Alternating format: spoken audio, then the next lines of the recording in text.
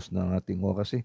Ihanda na po ninyo ang inyong banal na langis ng buhay at banal na tubig ng buhay. At tayo po ay mananalangin pagkatapos po naman ng mahalagang mensahe ng ating pinakamamahal na si Elder Ver.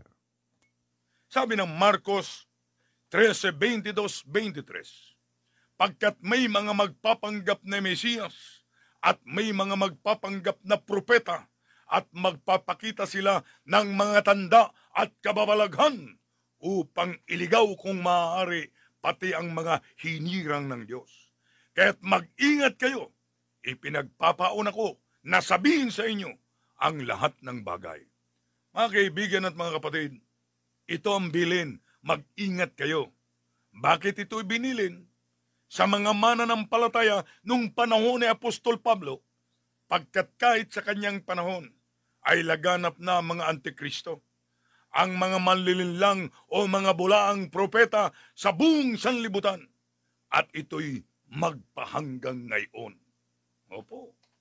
Sa dami ng mga bulaan na kalat sa lahat ng lugar, pagkalipas ng isang taon ang tanong, nakakasiguro pa ba ang bugtong at buhay na Diyos ng mga Diyos na ikaw ay Kanya pa?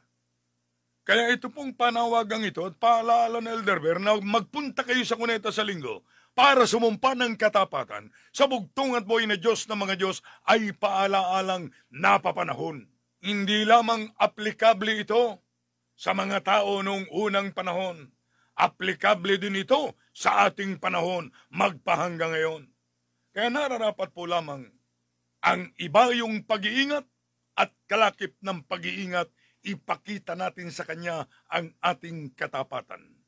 Sabi ng unang Juan 2:18-19, mga anak, malapit na ang wakas, tulad ng narinig ninyo. Darating ang Antikristo at ngayon ngay marami nang lumitaw na mga Antikristo. Kaya't alam nating malapit na ang wakas. Bagamat sila'y dating mga kasamahan natin, pero hindi naman natin kaisa ng layunin ang mga taong yon. Pagkat kung sila'y tunay na kaisa natin, ay nanatili sana silang kasama natin. Ngunit umalis sila, kaya't maliwanag na silang lahat ay hindi atin. Ngayon, ibig mong patunayan sa bugtong at buhay na Diyos ng mga Diyos na ikaw ay Kanya pa. Ibig mong sumama doon sa grupo ng mga taong itinuturing ng bugtong at buhay na Diyos ng mga Diyos na tinutukoy ditong atin. Magkita-kita tayo sa Cuneta Astrodome upang manumpa sa darating na araw ng linggo. Mga kaibigan at mga kapatid, huwag po nating basta-basta isusuko ang ating pananampalataya sa bugtong at buhay na Diyos ng mga Diyos, Panginoon Jesucristo. Ipaglaban natin ito, pagkat alam nating ito ang totoo. Mag-ingat po tayo palagi upang huwag tayong maligaw at upang huwag mauwi sa bula ang ating pinaghirapan. Sabi ng Hebreo 10:35-39, kaya't huwag kayong mawawala ng pananalig sa Diyos, pagkat taglay nito ang dakilang gantimpala. Kinakailangan tayo matutong magtiis, matutong magsakripisyo upang masunod natin ang kalooban ng Diyos at upang matanggap natin ang Kanyang mga ipinangako. Sapagkat kaunting panahon na lamang, hindi na magtatagal, at ang Diyos na mga Diyos ay darating. Ang matapat kong lingkod ay nabubuhay sa pananalig sa akin. Ngunit kung siya'y tumalikod, ay hindi ko siya kalulugdan. Subalit hindi po tayo kabilang sa mga tumatalikod at napapahamak, kung hindi kabilang tayo sa mga nananalig sa Kanya magpahanggang ngayon, para makabilang tayo sa mga taong tunay niyang mga anak at kasama sa mga maliligtas.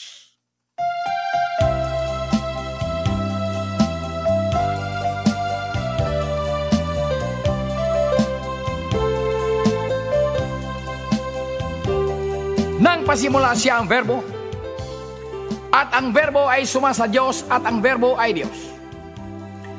Ang pinakamakapangyarihang Diyos ng mga Diyos, Hesukristo. Ikaw ang ilaw ng aming mga paa at liwanag ng aming mga landas.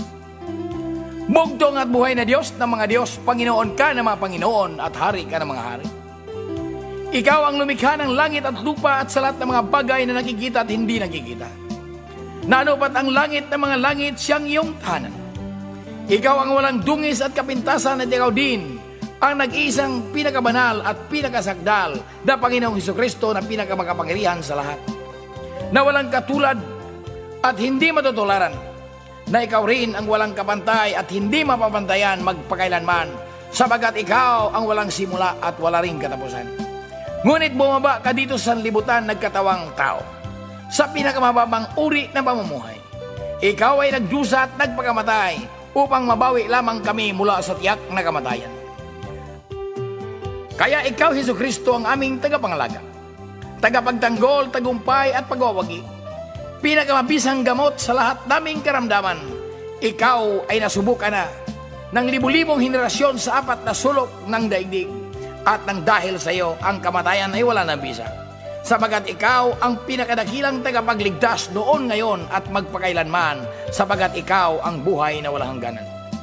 Kaya kami po ay umaasa na kami ay iyong ipagtatanggol sa lahat ng uri ng mga sakuna o kapamakan, at sa biglang kamatayan at sa lahat na masasamang tao, lalong-lalo na sa mga taong lumalapastangan at nagnanais ng aming buhay, dahil sila ay nagagalit sa amin sapagkat sinabi namin ang katotohanan na ikaw ang aming pinakamakapangyarihan na tanging bugtong at buhay na Diyos ng mga Diyos, na may-ari na walang katulad, walang kapantay, walang katapat, katakataka, kahanga-hanga, kamangha-mangha, kagilagilalas, kagulat-gulat, kagimbal-gimbal at kakilagilabot na kapangyarihan, upang wakasan, tunawin, durugin at puksain ang kapangyarihan ng dyablo na lumalaganap at namiminsala nitong kapanahunan ngayon.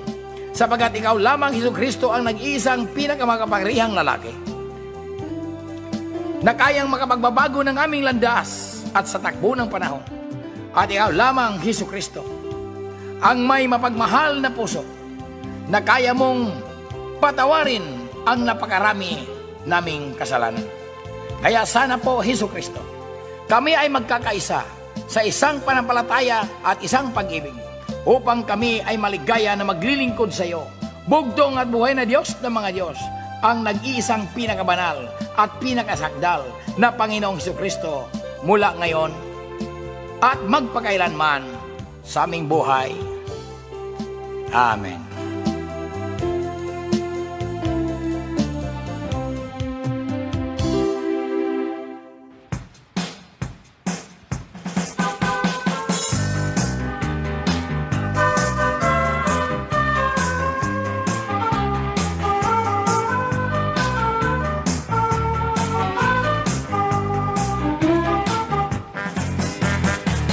Magandang gabi, Brother Tony Manuel.